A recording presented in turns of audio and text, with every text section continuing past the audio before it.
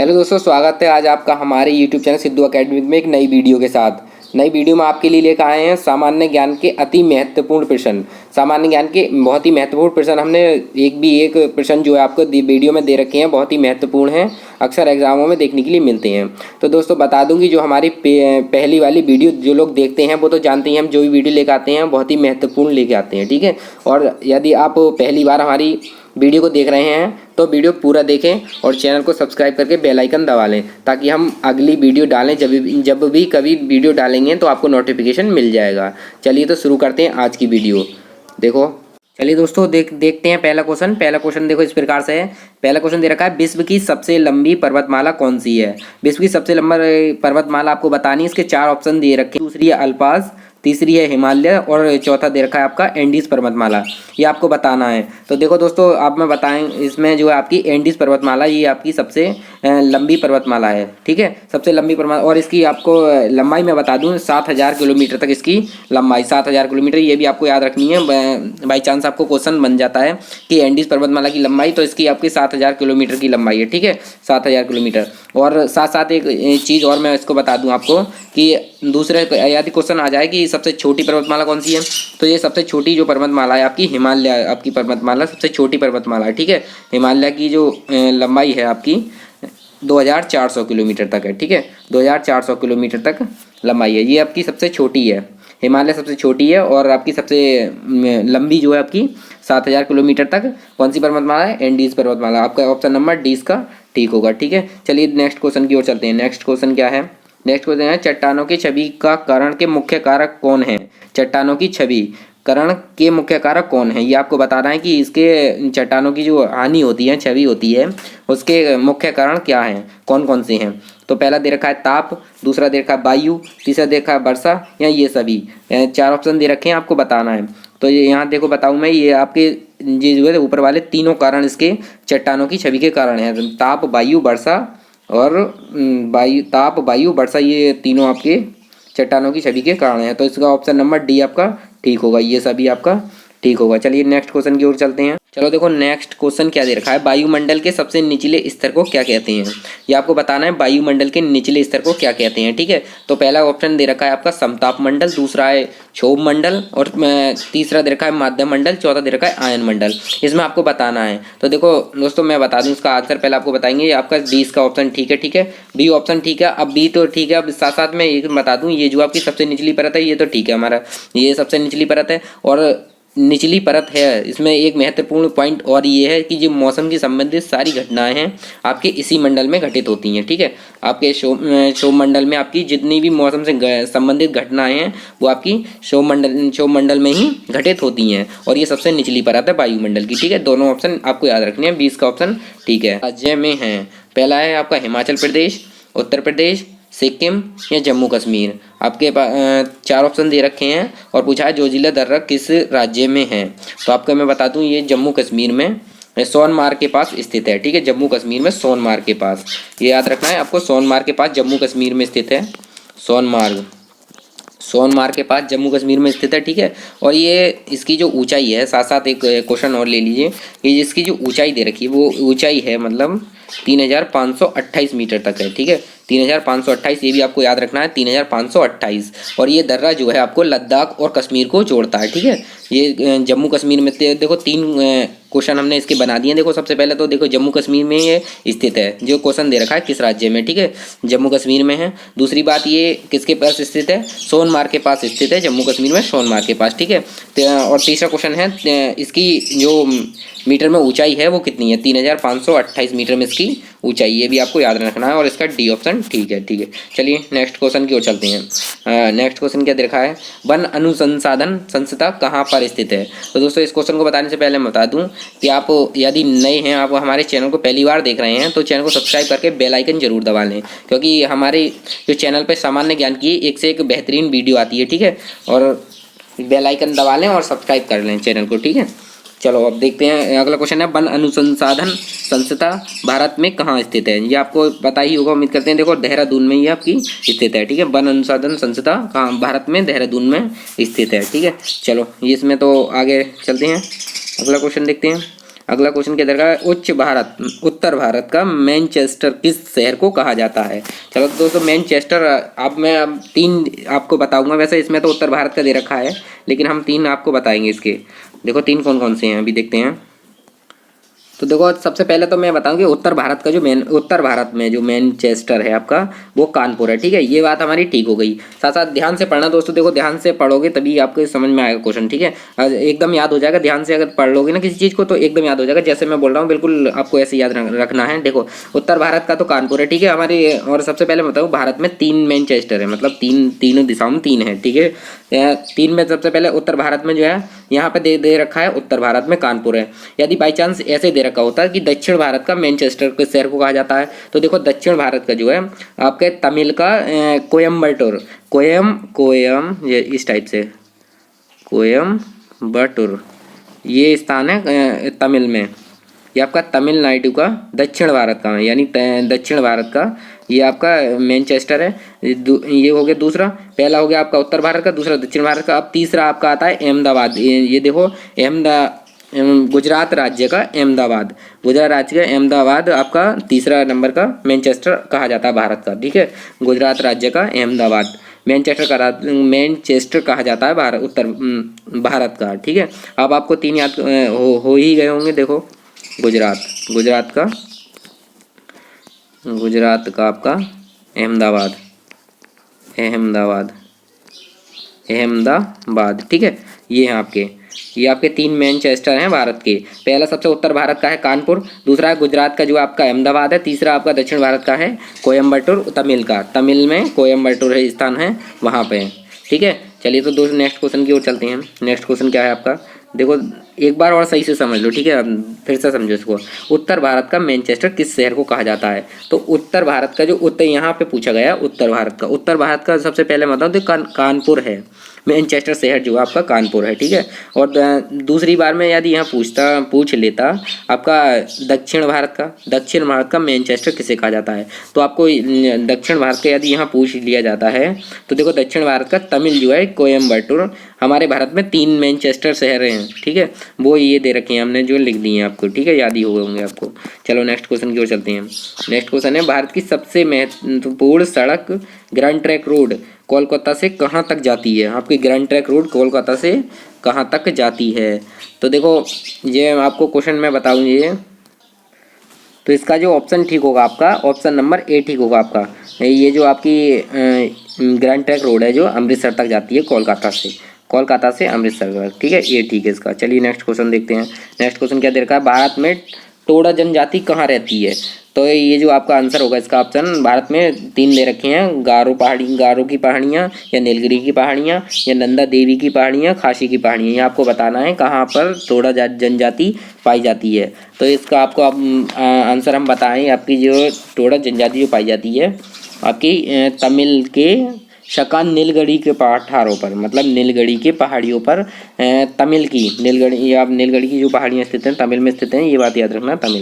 तमिलनाडु है, तमिल की नीलगिरियों की पहाड़ियों पर आपकी टोडा जनजाति पाई जाती है। आपको ऑप्शन नंबर बी ठीक होगा। ठीक है, ये याद रखना आपको, तमिलनाडु की एकांत नीलगिरी पहाड़ियों पर टोडा जनजाति पाई जाती है। और हाँ बता दूँ आपकी जानकारी के लिए, टोडा जनजाति है आपकी, इसकी जो भाषा है ये टोडा ही है इनकी भाषा। ठीक है, टोडा भाषा ये इन्हीं के नाम से इनकी भाषा है। ठीक है, टोडा इनकी भाषा है और नीलगिरी की पहाड़ियों पर तमिलनाडु की नीलगिरी की पहाड़ियों पर ये जनजाति रहती है। चलो अगला क्वेश्चन देखें, किस तत्व से हीरा बनता है। तो ये तो अभी सभी को पता होगा, आपका कार्बन से हीरा बनता है। ठीक है, कार्बन से आपका हीरा बनता है। ये एक और पारदर्शी रत्न है, आपने देखा ही होगा, ये एक पारदर्शी रत्न है कार्बन परमाणु। और इसमें देखो चलो बता दूं आपकी जानकारी की, इसमें जो है कार्बन परमाणु के चार जो है चार सहसंयोजक बंद जोड़कर, जब कार्बन परमाणु के चार सहसंयोजक बनते हैं जोड़ते हैं जब जाके ये आपका हीरा बनता है। ठीक है, कार्बन परमाणु के चार सहसंयोजक बंद जोड़कर हीरा बनता है। ठीक है, आपका एक ऑप्शन ठीक है। चलिए नेक्स्ट क्वेश्चन देखते हैं। नेक्स्ट क्वेश्चन है, विश्व की सबसे पहली हवाई डाक सेवा कहाँ प्रारंभ हुई थी। विश्व की सबसे पहली हवाई डाक सेवा कहाँ प्रारंभ हुई थी। तो इसका जो आपका आंसर जो ठीक होगा, आपका ए आंसर ठीक है, ए आपका आंसर ठीक है। दोस्तों सभी एग्ज़ामों के लिए बहुत ही इंपॉर्टेंट सामान्य ज्ञान का एक भी क्वेश्चन इनसे अलग नहीं जाता है। और आप हमारी वीडियो लगातार देखती रहिएगा, जो भी हम वीडियो डालते हैं अपने चैनल पर एकदम पूरी वीडियो देखो। देखो ये जो आपके क्वेश्चन बताते हैं हम, उनमें साथ साथ कई क्वेश्चन ऐसे, ये आपको क्वेश्चन दिया रखा है, विश्व की सबसे पहली डाक सेवा कहाँ प्रारंभ हुई, तो भारत बताए। इसके साथ साथ हम 2-3 क्वेश्चन जो इससे जुड़े हुए हैं वो भी बता देते हैं, ठीक है। और देखो अब चलो क्वेश्चन देखते हैं हम। विश्व की सबसे पहली डाक सेवा कहाँ प्रारंभ हुई, ये तो आपको पता पड़ा भारत में। अब देखो भारत के साथ साथ मैं बता दूं, ये डाक सेवा जो प्रारंभ हुई थी, पहली हवाई डाक सेवा हवाई इलाहाबाद से नैनी के बीच हुई थी, ठीक है। इलाहाबाद से नैनी के बीच, ये भी एक इम्पोर्टेंट क्वेश्चन है। इलाहाबाद से नैनी के बीच, नैनी के बीच, इलाहाबाद से नैनी के बीच 21 फरवरी 1911, 21 फरवरी 1911 में, ये भी एक इम्पोर्टेंट है। 21 फरवरी 1911 में इलाहाबाद से नैनी के बीच भारत में विश्व की सबसे पहली हवाई डाक सेवा प्रारंभ हुई थी, ठीक है। और ये ऑप्शन इसका ठीक होगा, भारत में इलाहाबाद से नैनी के बीच। चलिए नेक्स्ट क्वेश्चन की ओर चलते। तो अगला क्वेश्चन है, मैक-मोहन रेखा किन देश के बीच खींची गई। मैक-मोहन रेखा किन दो देशों के बीच खींची गई है, ठीक है, खींची गई है आपको। तो चलो बता दें आपको क्वेश्चन, जो आपका इसका आंसर होगा डी आपका आंसर है, भारत और चीन के बीच। डी इसका आंसर है। अब भारत और चीन के बीच मैक-मोहन रेखा खींची गई थी। और साथ साथ मैं बता दूं कि 1913 और 1914 में वार्ताकार थे सर मैक-मोहन, ठीक है। इनका नाम था सर मैक-मोहन, इसके वार्ताकार जो थे वार्ताकार थे सर मैक-मोहन। मैक-मोहन ही इनका नाम था, मैक-मोहन, सर मैक-मोहन सन 1914 में, ठीक है। 1914 में मैक-मोहन और मैक-मोहन थे इसके वार्ताकार, इसी वजह से इसका नाम जो पड़ा था मैक-मोहन रेखा पड़ा था। इसी नाम से इसे मैक-मोहन रेखा नाम से जाना जाता था, क्योंकि इनके वार्ताकार जो थे सर मैक-मोहन थे। इसी के साथ साथ रखना 1913 में 1913-14 में सर मैक-मोहन के इसके वार्ताकार थे, तो इसी वजह से इसका नाम पड़ा था मैक-मोहन रेखा, या मैक-मोहन रेखा नाम से जाना जाता है, ठीक है। अगला क्वेश्चन देखते हैं, चलो। अगला गंगा नदी का उद्गम स्थल है, तो गंगा नदी का इसका जो उद्गम स्थल है आपका गंगोत्री है, इसका बी आंसर ठीक होगा। बी आपका आंसर ठीक है, गंगोत्री इसका उद्गम स्थल है, ठीक है। चलिए अगला क्वेश्चन देखते हैं। माता का टीला बांध किस नदी पर स्थित है। माता का टीला बांध किस नदी पर स्थित है। पहला दे रखा है भागीरथी, दूसरा है सोन, तीसरा केन, चौथा है बेतवा। बेतवा किस नदी पर स्थित है बताना है हमें। तो आपको ये क्वेश्चन हम बताएं कि ये आपका माता का टीला जो स्थित है आपका बेतवा नदी पर स्थित है। ये आपका डी ऑप्शन जो है आपका बेतवा नदी पर स्थित है आपका माता का टीला बांध, ठीक है। और इसका जो निर्माण हुआ था सन 1958 में एमपी सरकार की सहायता से, सन 1958 में मध्य प्रदेश की सहायता से, एमपी मतलब मध्य प्रदेश की सहायता से इसका निर्माण कराया गया था। 1958 में बेतवा नदी पर स्थित है माता का टीला बांध, ठीक है। माता का टीला बांध बेतवा नदी पर स्थित है, याद रखना है आपको, ये भी याद रखनी है। सन 1958 में इसका निर्माण हुआ था माता का टीला बांध का, ठीक है। चलिए अगला क्वेश्चन देखते हैं, डी ऑप्शन इसका ठीक था, बेतवा। अगला क्वेश्चन है, भारत की सर्वाधिक वर्षा वाला क्षेत्र किस राज्य में है। भारत का सर्वाधिक वर्षा वाला क्षेत्र किस राज्य में है बताना है भारत का। पहला क्वेश्चन दे रखा है बिहार, दूसरा है मिजोरम, तीसरा है असम, चौथा है मेघालय। चौथा दे रखा है मेघालय। और बाई चांस ऐसा हो जाता है कभी कभी कि मेघालय की जगह मेघालय, यहाँ इसका जो मेघालय में मनसीराम नाम भी आ जाता है। मेघालय में राज्य स्थित है ना मनसीराम, उसका भी नाम आ सकता है, ठीक है। तो कोई बात नहीं है, इसका जो ऑप्शन आपका ठीक होगा मेघालय, ठीक है। और मेघालय में मनसी स्थान है, ये मेघालय का मसी राम इस नाम से ये स्थान है। यहाँ पे सबसे अधिक वर्षा होती है भारत में, मनसीराम यहाँ पे सबसे अधिक वर्षा होती है, ठीक है। मेघालय में स्थित है ये, भारत के मेघालय में मनसीराम स्थित है। यहाँ पर सबसे ज़्यादा वर्षा होती है, ठीक है। डी ऑप्शन इसका ठीक होगा। चलिए अगला क्वेश्चन देखते हैं। अगला क्वेश्चन क्या दे रखा है आपका। अगला क्वेश्चन है नंगा पर्वत, नंगा पर्वत किस देश का पर्वत है। नंगा पर्वत किस देश का पर्वत है। ये दे रखा है चीन का, बी है भारत का, सी है नेपाल का, डी है भूटान का। चार ऑप्शन दे रखे हैं, बताना है आपको, ठीक है। नंगा पर्वत किस देश का पर्वत है, तो आपको बता दें कि इसका जो ऑप्शन होगा आपका भारत, बी इसका आपका ऑप्शन ठीक होगा। बी आपका ठीक है, इसका भारत का ये पर्वत है। और इसे एक चीज़ और बता दें, इसे कातिल पर्वत के नाम से भी जाना जाता है, ठीक है। कातिल पर्वत के नाम से जाना जाता है, पर्वत के नाम से भी जाना जाता है, ठीक। इसे कातिल पर्वत के नाम से भी जानते हैं, ठीक है, क्योंकि इस पर्वत पर चढ़ने वाले कई लोगों की मृत्यु हो चुकी है, ठीक है, इसी वजह से इसे कातिल पर्वत के नाम से जानते हैं, कातिल पर्वत। ठीक, चलिए अगला क्वेश्चन देखते हैं। इसका बी ऑप्शन ठीक है आपका, भारत। चलिए अगला क्वेश्चन है, उगते सूरज का देश किसे कहा जाता है? उगते सूरज का देश किसे कहा जाता है? ये पंजाब, बी जापान, ऑस्ट्रेलिया या बहरीन? आपको बताना है कौन सा ऑप्शन इसका ठीक है। उगते सूरज का देश किसे कहा जाता है? तो देखो, उगते सूरज का जो देश कहा जाता है आपका, जापान को कहा जाता है। 20 का ऑप्शन ठीक होगा, जापान को उगते सूरज का देश कहा जाता है। जापान को उगते सूरज का देश कहा जाता है, ठीक है। अगला क्वेश्चन है, लोहिया बांध किस नदी पर बनाया गया है? लोहिया बांध किस नदी पर बनाया गया है?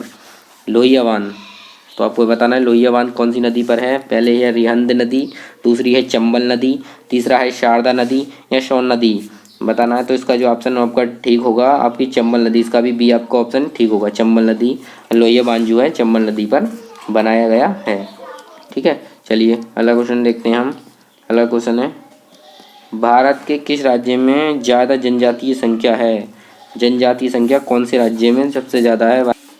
चलिए नेक्स्ट क्वेश्चन देखते हैं। नेक्स्ट क्वेश्चन, अगला क्वेश्चन दे रखा है, क्षेत्रफल में भारत का सबसे छोटा राज्य कौन सा है? आपको बताना है कि भारत के क्षेत्रफल में सबसे छोटा राज्य आपका कौन सा है। पहला त्रिपुरा, केरल या मणिपुर? तो आपके 3 ऑप्शन दे रखे हैं, त्रिपुरा, सिक्किम, केरल या मणिपुर। बताना है कौन सा ऑप्शन ठीक है आपको। तो इसका जो ऑप्शन आपका ठीक होगा बी आपका, सिक्किम आपका ठीक है। बी ऑप्शन इसका ठीक है, ठीक है। चलिए अगले क्वेश्चन की ओर चलते हैं। बी ऑप्शन इसका ठीक है, सिक्किम। क्षेत्रफल में सबसे छोटा राज्य जो है भारत का सिक्किम है। चलिए अगला क्वेश्चन देखें, भारत में सबसे लंबा प्लेटफॉर्म आपके भारत में कहाँ पर स्थित है? सबसे लंबा प्लेटफॉर्म आपको बताना है। तो सबसे लंबा जो प्लेटफॉर्म है आपका, 4 ऑप्शन दे रखे हैं, मुगल सराय या नई दिल्ली या मुंबई या खड़गपुर? आपको 4 ऑप्शन दे रखे हैं, ठीक है, बताना है। तो आपको इसका आंसर जो बता दें आपको, इसका खड़गपुर आपका ऑप्शन ठीक होगा, डी। दोस्तों वीडियो अच्छी लग रही है तो वीडियो को लाइक करें और चैनल को सब्सक्राइब करके बेल आइकन दबा लें, ताकि हमारी अगली वीडियो आए तो उसकी नोटिफिकेशन मिल जाए, ठीक है। चलिए अगला क्वेश्चन दे रखे हैं, दे रखा है आपका। अगला क्वेश्चन क्या है, भारत में सबसे लंबा सड़क का पुल महात्मा गांधी सेतु? चलो देखो, ऑप्शन एक तो चीज़ हमने ये आएगी, तो भारत की जो सबसे लंबी सड़क का पुल है जो महात्मा गांधी सेतु है, ठीक है। एक तो ऑप्शन आपका ये मतलब क्वेश्चन बन गया, एक तो ये चीज़ हो गई, भारत में महात्मा गांधी सेतु सबसे लंबा सड़क पुल है, ठीक है। दूसरी चीज़, अभी इसी क्वेश्चन से एक और चीज़ है, भारत में सबसे लंबा पुल महात्मा गांधी सेतु किस राज्य में स्थित है? ये और बताना है कि आपको जो है महात्मा गांधी सेतु जो है किस राज्य में स्थित है। तो ऑप्शन दे रखे हैं, तमिलनाडु, महाराष्ट्र, जम्मू कश्मीर, बिहार। 4 ऑप्शन दे रखे हैं, चारों में से बताना है। तो चारों में से हम आपको बता दें कि आपका ये जो है डी ऑप्शन इसका ठीक होगा, डी ऑप्शन इसका ठीक होगा, बिहार है जो है आपका भारत का सबसे लंबा पुल महात्मा गांधी सेतु स्थित है बिहार में। और 2 क्वेश्चन इसमें से बन गए हैं, क्योंकि देखो सबसे यहाँ तो ऐसे पूछ सकता है कि भारत में सबसे लंबा सड़क का पुल कहाँ है, तो आपको बताना है बिहार में महात्मा गांधी सेतु है। और महात्मा गांधी सेतु कहाँ स्थित है? बिहार में, ठीक है। 2 ऑप्शन हो गए। चलो अगला क्वेश्चन देखते हैं, संसार का सबसे लंबा हीराकुंड बांध किस नदी पर बनाया गया है? संसार का सबसे लंबा है बांध हीराकुंड, तो उसका जो है उड़ीसा नदी। देखो इसमें से भी आपके 2 जो है क्वेश्चन बन चुके हैं। देखो, संसार का सबसे लंबा हीराकुंड बांध उड़ीसा में स्थित है, ठीक है। एक तो ये आगे आपका क्वेश्चन में ही दे दिया, उड़ीसा में। दूसरी चीज़ है, किस नदी पर बनाया गया है? एक क्वेश्चन ये आ गया, ये उड़ीसा में जो बांध है, हीराकुंड बांध है, वो किस नदी पर बनाया गया है? ए है गोदावरी, बी है नर्मदा, सी है कृष्णा और डी है आपकी महानदी। आपको बताना है ये कौन सा नदी पर बनाया गया है। तो देखो दोस्तों, हम बता दें आपका डी ऑप्शन इसका ठीक होगा, महानदी पर हीराकुंड बांध बनाया गया है। और इसकी सन भी आप साथ साथ पढ़ लीजिएगा कि ये 1957 में महानदी पर निर्मित है ये बांध, ठीक है। 1957 में महानदी पर बांध स्थित है ये। और ये संसार का सबसे लंबा और बड़ा बांध है। इसकी लंबाई भी आप साथ साथ लिख लो, लंबाई क्या है इसकी? 25.8 किलोमीटर इसकी लंबाई है, 25.8 किलोमीटर। ये साथ साथ लिख लेना, ठीक है। आपके 3 क्वेश्चन हमने इसमें से बना ही दिए हैं। देखो, एक तो संसार का सबसे जो लंबा बांध है वो हीराकुंड बांध है, ठीक है। और दूसरी चीज़, ये कहाँ स्थित है? ये उड़ीसा में स्थित है। ये किस नदी पर बनाया गया है? ये बनाया गया है महानदी पर, और इसकी लंबाई है 25.8 किलोमीटर, ठीक है। डी ऑप्शन इसका ठीक होगा। चलिए अगले क्वेश्चन की ओर चलते हैं। अगला क्वेश्चन है, निम्नलिखित में से किस राज्य को राजस्थान का शिमला कहा जाता है? अच्छा, निम्नलिखित में से किस राजस्थान को राजस्थान का शिमला कहा जाता है? ये आपको बताने 3 ऑप्शन दे रखे हैं, जयपुर, अजमेर, आबू और बूंदी। बूंदी आपकी जयपुर, अजमेर, आबू और बूंदी 4 ऑप्शन दे रखे हैं, ठीक है, आपको बताना है। तो इसमें जो आपको मैं आप बता दूं, आपका सी ऑप्शन इसका ठीक है। देखो आबू लिख गया है ये, लेकिन इसमें माउंट है, इसका आगे इसके जो है माउंट दे रखा होगा, माउंट आबू, पूरा इसका नाम जो है माउंट आबू है, ठीक है, इस टाइप से माउंट माउंट आबू इस टाइप से है ये, पूरा नाम ये है इसका। तो आपका जो इसका ऑप्शन ठीक होगा ये है सी, सी ऑप्शन इसका ठीक होगा, ठीक है। माउंट आबू जो है आपका राजस्थान का शिमला कहलाता है, ध्यान रखिएगा, माउंट आबू उसको राजस्थान का शिमला कहलाता है। चलिए अगला क्वेश्चन देखते हैं। अगला क्वेश्चन क्या है? अगला क्वेश्चन है आपका, देखो अगला है, पूर्व का वेनिस किसे कहा जाता है? पूर्व का वेनिस किसे कहा जाता है? ए दे रखा है आपका बेंगलोर, बी है मुंबई, सी है कोचीन और डी है जंजीबार। 3 आपके ऑप्शन दे रखे हैं, बैंगलोर, मुंबई, कोचीन और जंजीबार। आपके 3 ऑप्शन दे रखे हैं, तीनों में से आपको बताना है कौन सा आपका ठीक है। पूर्व का वेनिस किसे कहा जाता है? तो आपको बता दिए, आपको ये जो है कोचीन को पूर्व का वेनिस कहा जाता है। आपको ऑप्शन नंबर कौन सा ठीक है? आपका सी ऑप्शन ठीक है, कोचीन को पूर्व का वेनिस कहा जाता है। कोचीन, सी आपका ऑप्शन ठीक होगा, कोचीन, कोचीन को आपका पूर्व का वेनिस कहा जाता है, ठीक है। अगला क्वेश्चन देखते हैं, चलिए अगला क्वेश्चन की ओर चलते हैं। अगला क्वेश्चन दे रखा है, पोरबंदर किस राज्य की प्रसिद्ध बंदरगाह है? पोरबंदर किस राज्य का प्रसिद्ध बंदरगाह है? आपको बताना है कि पोरबंदर किस राज्य का प्रसिद्ध बंदरगाह है। ए है महाराष्ट्र, बी है आंध्र प्रदेश, सी है पश्चिम बंगाल, डी है आपकी गुजरात। ये आपके 4 ऑप्शन दे रखे हैं, महाराष्ट्र, आंध्र प्रदेश, पश्चिम बंगाल और गुजरात, ठीक है। आपको चारों में से बताना है कौन सा ऑप्शन आपका ठीक है। तो बता दें, आपका जो है गुजरात, आपका डी ऑप्शन इसका जो ठीक होगा, डी ऑप्शन आपका ठीक होगा, गुजरात। गुजरात जो है, गुजरात पोरबंदर जो है प्रसिद्ध बंदरगाह है, गुजरात में स्थित है, ठीक है, गुजरात में। पोरबंदर कहाँ का बंदरगाह है? गुजरात का, और ये प्रसिद्ध बंदरगाह है गुजरात का, ठीक है, डी ऑप्शन इसका ठीक होगा, गुजरात। गुजरात में स्थित है पोरबंदर, ठीक है, ये सबसे प्रसिद्ध बंदरगाह है। कहाँ का? पोरबंदर किसका प्रसिद्ध है? गुजरात का, ठीक है। चलिए अगला क्वेश्चन देखते हैं, भारत की उत्तरी सीमा किस पर्वत से घिरी है? भारत की उत्तरी सीमा किस पर्वत से घिरी है? ए दे रखा है हिमालय, बी दे रखा है कंचनजंगा और डी दे रखा है नंदा और आपका डी दे रखा है शिवालिक। सी आपका नंदा, डी है आपका शिवालिक। आपको 3-4 ऑप्शन दे रखे हैं, चारों में से बताना है कौन सा ठीक है।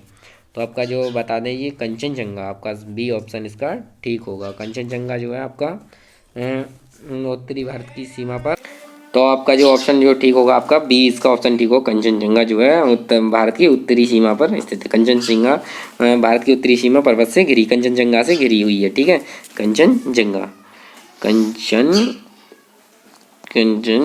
ठीक है, कंचनजंगा। ये आपका ऑप्शन नंबर सी ठीक है, ठीक है। अगला क्वेश्चन देखते हैं दोस्तों। अगर वीडियो अच्छी लगी तो लाइक करते जाएं और चैनल को सब्सक्राइब जरूर कर लें, क्योंकि अगली वीडियो आएगी इससे भी इंपॉर्टेंट आती है, एक से एक वीडियो इंपॉर्टेंट आती है। और हमने जो पीछे वाली वीडियो डाली है वो ज़रूर देखें आप, पीछे जो आपके सामान्य ज्ञान की भी हैं और मैथ की क्लासेस लगातार डाली हैं। कुछ जो आपके डाउटफुल क्वेश्चंस होते हैं उनके बेस पे आपकी क्लासेस डाली गई हैं पीछे वाली वीडियो में, वो आप ज़रूर देख लें जाके, ठीक है, हमारे चैनल पर। या सब नीचे डिस्क्रिप्शन में जाके देखें या ऊपर आई बटन में अपने वीडियो के लिंक दे दिए हैं, वहाँ से जाके देख सकती हैं। चलिए अगला क्वेश्चन देखते हैं, इंदिरा गांधी परियोजना किस राज्य में है? आपको इंदिरा गांधी परियोजना बताना है किस राज्य में है। ए दे रखा है राजस्थान, बी दे रखा है हरियाणा और आपका सी दे रखा है पंजाब और डी दे रखा है हिमाचल प्रदेश। 4 चीज़ें दे रखी हैं आपकी, इंदिरा गांधी परियोजना किस राज्य में है? ये राजस्थान, हरियाणा, पंजाब या हिमाचल प्रदेश। तो इसमें सबसे पहले आपको आंसर बताएं कि आपका जो आंसर ठीक होगा। तो इसका जो आपका आंसर जो होगा आपका, ये आपका आंसर ठीक है, ठीक है। इंदिरा गांधी परियोजना जो है आपकी राजस्थान में है, इंदिरा गांधी परियोजना आपकी राजस्थान में। और साथ साथ एक चीज़ और हम साथ साथ बता दें इसके, कि राजस्थान में जिसका जो 31 मार्च को उद्घाटन जो हुआ था, 31 मार्च सन 1958 में इसका उद्घाटन हुआ था। लेकिन इसका जो नाम जो इंदिरा गांधी परियोजना मतलब चेंज किया गया था 2 नवंबर 1984 को, 2 नवंबर 1984 को, ठीक है, 2 नवंबर 1984। 2 नवंबर 1984 को इसका नाम बदलकर इंदिरा गांधी परियोजना कर दिया गया था। ठीक है, इंदिरा गांधी नहर परियोजना है इसका पूरा नाम, इंदिरा गांधी नहर परियोजना कर दिया गया था 2 नवंबर 1984 को। पहले तो ये खाली मतलब राजस्थान की, इसमें जो राजस्थान में स्थित है, और इसका उद्घाटन जो हुआ था 31 मार्च 1958 हुआ था, लेकिन इसका नाम चेंज करके कर दिया गया था इंदिरा गांधी नहर परियोजना 2 नवंबर 1984 को। चलिए अगला क्वेश्चन देखते हैं। अगला दोस्तों शुरू करते हैं आज का अंतिम क्वेश्चन। आज का अंतिम क्वेश्चन दे रखा है भारत रूस के क्षेत्रफल का कितना है। ठीक है, भारत रूस के क्षेत्रफल का कितना है, ये आपका दे रखा है, आपको बताना है भारत रूस के क्षेत्रफल का कितना है। तो देखो सबसे पहले इस क्वेश्चन को बताने से पहले बता दूं कि जो रूस जो है आपका, रूस जो है क्षेत्रफल में विश्व का सबसे बड़ा देश है। ठीक है, रूस क्षेत्रफल में सबसे बड़ा देश है विश्व का। इसका क्षेत्रफल जो है क्षेत्रफल में सबसे बड़ा है, और इसका ये जो है वर्ग मीटर में इसकी लंबाई चौड़ाई ये है। ठीक है, और आपका जो भारत देश जो है आपका 1/5 है रूस का, 1/5। ठीक है, क्षेत्रफल पूछे या कुछ भी पूछे आपको सब चीज़ बता दी गई है हमने। ठीक है, क्षेत्रफल में 1/5 है और सबसे बड़ा देश है ये आपके। इसके क्षेत्रफल आपको बताया गया 17,125 200 किलोमीटर तक इसका वर्ग है, फैला हुआ है। ठीक है दोस्तों, तो उम्मीद करते हैं सारे क्वेश्चन बहुत अच्छे समझ में आए ही गए होंगे आपके। तो वीडियो को लाइक करके चैनल को सब्सक्राइब कर लें ताकि अगली वीडियो आए उसका नोटिफिकेशन आपको मिल जाए। ठीक है, धन्यवाद दोस्तों।